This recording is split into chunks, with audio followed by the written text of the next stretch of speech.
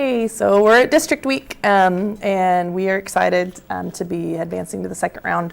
We finished our regular season record last week with a regular season schedule with a record of 10 and 14, which was really cool. Our goal for this group was 10 wins, so they got that. And then because we won the first round of districts on Monday, we got to go on to 11 wins, and we're looking to add on to that. We talked last week about how we entered districts as the 5 seed, and then we started off pretty slow on Monday and got down to a 9-3.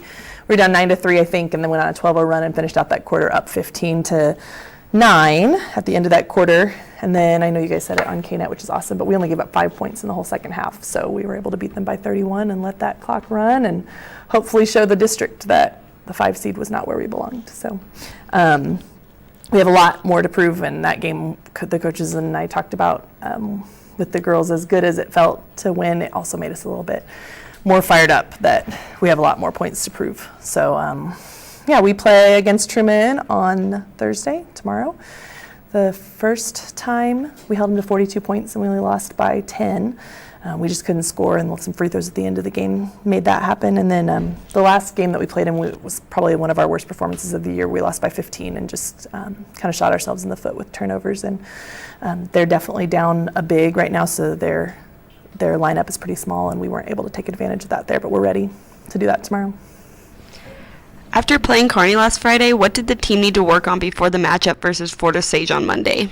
You know, Kearney was an interesting game for us. It was a non-con. It was right there in between. So anything we worked on Thursday was for Fort. Anything we worked on Wednesday was for Fort. And we just took it into Kearney, and we ran the same defense against Kearney. We ran a diamond and one that we ran against Fort.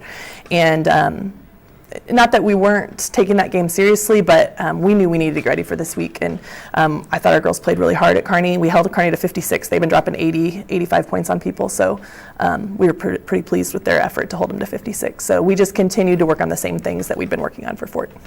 I know you touched on this in the beginning, but can you pinpoint some strengths from Fort Osage, the game against Fort Osage? Yeah, I think our strengths for sure were our defense. They have one player, she's all district, she's a freshman, and we were able to shut her down by, really we just face guarded her. Jamie and Gabby took turns just kind of not letting her catch the ball, and that was a huge advantage. We had great effort from our second string off the bench. That was probably the biggest help for us on Monday night, which sometimes it's our starters that contribute, sometimes it's our second string that contribute.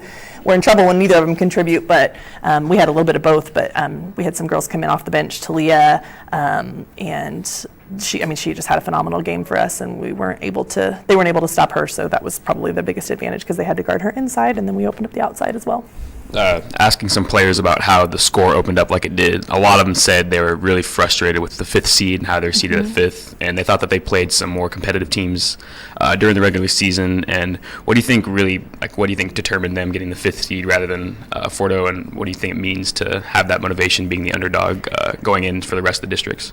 You know, as frustrating as it was when we came out of that district seeding meeting, it is great motivation to be the underdog. It's great motivation to feel like everybody else didn't want to look at the stats that your coach prepared, and our coaches did. Man, they put together a list of common opponents that we'd played and tried to get those coaches to look at them, and they said, yeah, but your record's pretty bad.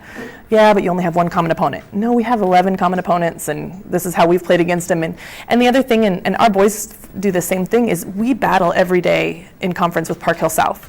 We battle with Liberty twice. We battle with, for our conference, that's it, but we play North Kansas City in our regular, we play Kearney in our regular, and our non-con. So those are teams that are no slouches. So our girls are going to battle every day. So you want a team to see that, but in the end, record speaks and stats speak, and our girls get a little bit of extra motivation out of it. So we kind of like it at this point. Did you guys' loss against Kearney motivate the team more for the game on Monday? I think so. I think as much as we tried to let the girls know it didn't matter because it wasn't districts, it wasn't conference, it was a hit to our pride. Some things happened there that made us feel like we weren't good enough, and we had to come in Sunday and really get their confidence up and let them know that they work hard every single day on the court, and they're going up against teams. I mean, Kearney is a really great team. They're doing some really cool things. So I think, for one, we hoped that we could go in and put on a little bit better performance. We didn't, and so it was another good motivation to go in and say, hey, we can prove everybody wrong still on Monday. So With the team never having won a district championship, is that something that motivates you guys? It does. We did win one. In 2012, we won districts with Audrey Wood and Kate DeVry, their group. We won the district that was here against Lincoln Prep. So this would be our second district championship. So the girls really want to win one. And it's really cool for us to lay it out for them and show them how this works. Like everybody's 0-0 when we get here. We could come out of this. They could come out of this district last year. The Lee Summit girls had our exact same record going into districts, and they ended up in the state Final Four. So it's very doable, and I think we're very motivated to win our second district title. You faced you faced Truman twice, and you've lost both times. What are some strategies going into that game? Well, we yesterday kind of revamped a lot of things, and it was exciting and fresh and new for the girls to get some new looks and to look at a different way to get into our high-low set, because Truman is a very slow-paced, kind of lull you to sleep team, and then they're going to go at you. And so we're looking at some different defensive looks. We're looking at putting possibly a bigger lineup as far as like moving our Emma, Gabby, Jenna type who can play that 3-4 to the guard, and then we have two more posts. And honestly, if we can have Talia and Rachel dice up the inside of a zone like that, and we have our outside threats ready to catch. We've got Kyla out there, Jamie, Mia, Dylan, all those girls can hit threes, along with Emma, Gabby, and Jenna. So hopefully magic happens and we're able to put together just the right lineup and the right game plan. We're pretty excited about the game plan we're putting forth. You just started to touch on it, but are there any players that you're looking forward to step up during the game? Yeah, I think we are looking. Anytime we play a team that plays zone, Talia has really great skills there. Like, she can elevate like nobody else on our team can. She has a quick first step, but we need her to go in against a zone and be that aggressive. Emma and Rachel are freshmen who play inside for us. Rachel has the ability to do that. Emma's skills are more, she likes to shoot outside. So if we can move Emma to the outside and have that threat, then they have to guard Talia on the inside, and then they have to guard Emma, Jamie, Mia, Kyla, Dylan, all of our girls who can shoot threes. So hopefully that's what happens, is Talia steps up, Rachel steps up on the inside, so that they have to honor that, because their big is out still as far as we know. They didn't sub at all against Liberty last week. They played 5 girls for 32 minutes. So hopefully we can wear them out by pounding it inside and then getting it outside to our shooters.